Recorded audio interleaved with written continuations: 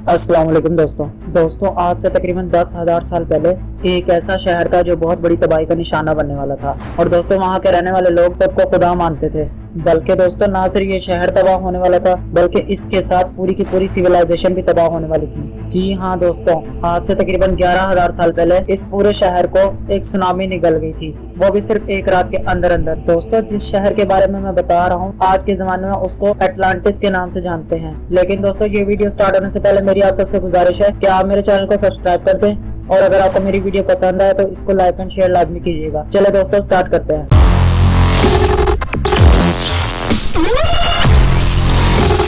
दोस्तों अटलांटिस की ये हैरान कर देने वाली कहानी आज से 2000 साल पहले एक एशियन ग्रीस के फिलोसोफर ने अपनी किताब में लिखी थी जिसका नाम प्लेटो था। दोस्तों प्लेटो ने अपनी किताब में लिखा था कि यहाँ के लोग खुद को खुदा मानते हैं क्योंकि इनके पास आम लोगों के मुकाबले एक्स्ट्रा ऑर्डिनरी पावर्स हुआ करती थी और जहाँ पर ये लोग रहते थे वहाँ पे सोना और चांदी भारी मिकदार में पाया जाता था। दोस्तों प्लेटो ने अपनी किताब में ये भी लिखा था कि यहाँ के लोग बहुत ज्यादा अयाश पसंद भी थे और अपनी पावर्स का गलत इस्तेमाल भी करते थे और इस वजह से इस पूरी सिविलाइजेशन को एक ऐसी कुदरती आफत ने घेर लिया कि जिसके बाद इनका पूरी दुनिया से नामो निशान मिट गया। दोस्तों प्लेटो ने ये 2000 साल पहले जो कहानी लिखी थी वो आज सबके लिए एक मिस्ट्री है क्योंकि ऐसे बहुत से शहर हैं जिनको समंदर आज से हजारों साल पहले निकल गया था और बहुत से लोग यही मानते हैं कि अटलांटिस भी समंदर के अंदर मौजूद है। लेकिन दोस्तों सवाल ये खड़ा होता है कि इतना बड़ा शहर आखिर गया तो गया कहाँ?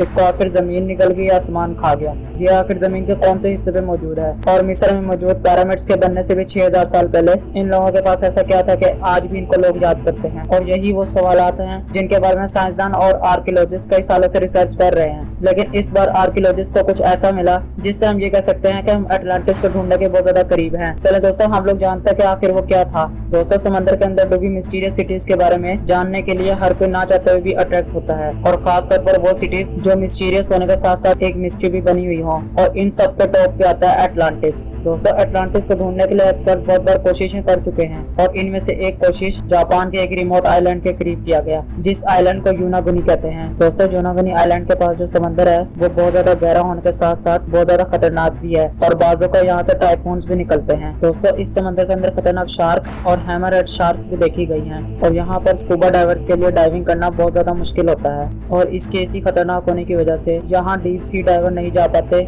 जिसकी वजह से कई सालों से ये जगह हमारे से ओझल रही। दोस्तों किहा चाइरो आराटाकी वो डाइवर हैं जिन्होंने अपनी जान की परवाह किए बगैर यूनागोनी में डाइव किया था। दोस्तों इस डाइवर का ये कहना था कि जब मैं पानी के अंदर गया तो पानी बिल्कुल क्रिस्टल क्लियर था और मैं जैसे ही समंदर के बॉटम पे गया तो मुझे एक अजीबोगरीब स्ट्रक्चर नजर आया। दोस्तों पहले आराटाकी ने समझा कि ये एक नॉर्मल पत्थर का पहाड़ है लेकिन अपने इस शक को यकीन में तब्दील होते उन्होंने तब देखा जब उन्होंने यहाँ पर सीढ़ियों स्टेप बने देखे। दोस्तों आराटाकी को पहले तो समझ नहीं आ रही थी कि ये नेचुरल पत्थर का पहाड़ है या फिर ये कुछ और है और उन्होंने इसी चीज का कंफर्म करते हुए समंदर के और नीचे जाने का सोचा और उन्होंने वहां पर देखा कि ये स्ट्रक्चर 6 फुटबॉल फील्ड जितना बड़ा है और इसकी हाइट 8 स्टोरी बिल्डिंग जितनी है। दोस्तों इस स्ट्रक्चर के बॉटम से लेके इसके एज तक स्टेयर्स बनी हुई थी और इसकी हर साइड रेगुलर पैटर्न में बनी हुई थी और इन्हीं सारी चीजों को देखते हुए आराटाकी को कंफर्म हो चुका था कि ये मिस्टीरियस स्ट्रक्चर नेचुरल तौर पर नहीं है बल्कि ये किसी इंसान का बनाया हुआ है।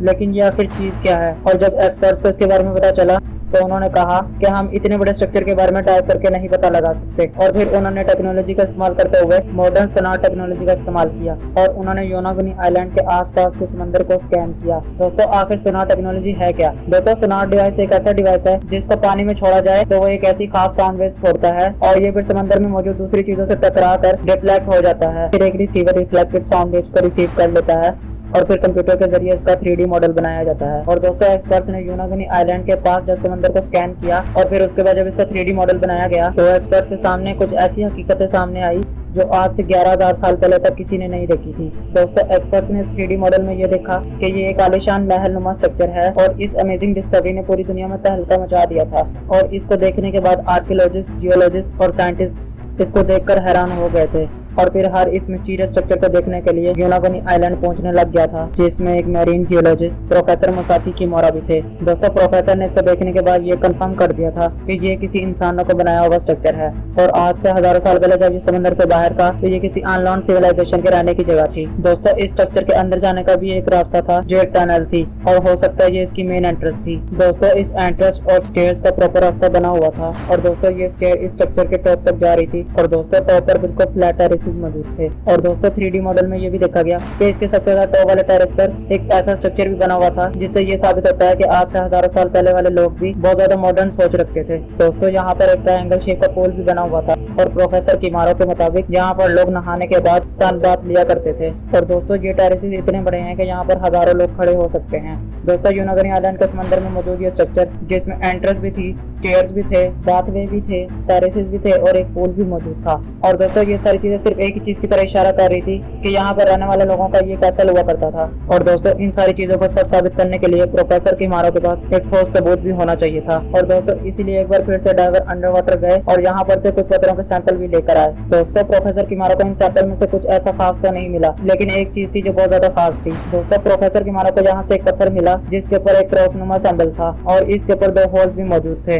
दोस्तों प्रोफेसर किमारो का कहना था कि आज से हजारों साल पहले लोग इस पत्थर को किसी खास मकसद के लिए यूज किया करते थे। दोस्तों देखने में आप लोगों को ये लगता होगा कि ये स्ट्रक्चर छोटे छोटे स्टोन से बना हुआ है। दोस्तों फॉरेंसिक डिटेल से ये पता चला कि ये स्ट्रक्चर छोटे छोटे पत्थरों से मिलकर नहीं बना, बल्कि ये पूरे का पूरा स्ट्रक्चर एक पहाड़ है जिसको तराश कर बनाया गया है। और लास्ट पर दोस्तों यहाँ से मिलने वाले आर्टिफैक्ट्स की जब कार्बन डेटिंग की गई तो पता चला ये नमूना आज से 8000 से 10,000 साल पुराना है और आज से 10,000 साल पहले ये जगह पानी से बाहर हुआ करती थी और यहाँ पर जो सिविलाइजेशन बसती थी उसका आज नामो निशान भी नहीं है। या फिर ये हो सकता है कि ये प्लेटो का बताया हुआ 11,000 साल पुराना अटलांटिस है। तो दोस्तों ये थी आज की वीडियो। पसंद आए तो इसको लाइक एंड शेयर लाजमी कीजिएगा। चलो मिलते हैं एक अगली शानदार वीडियो में, तब तक के लिए अल्लाह हाफिज।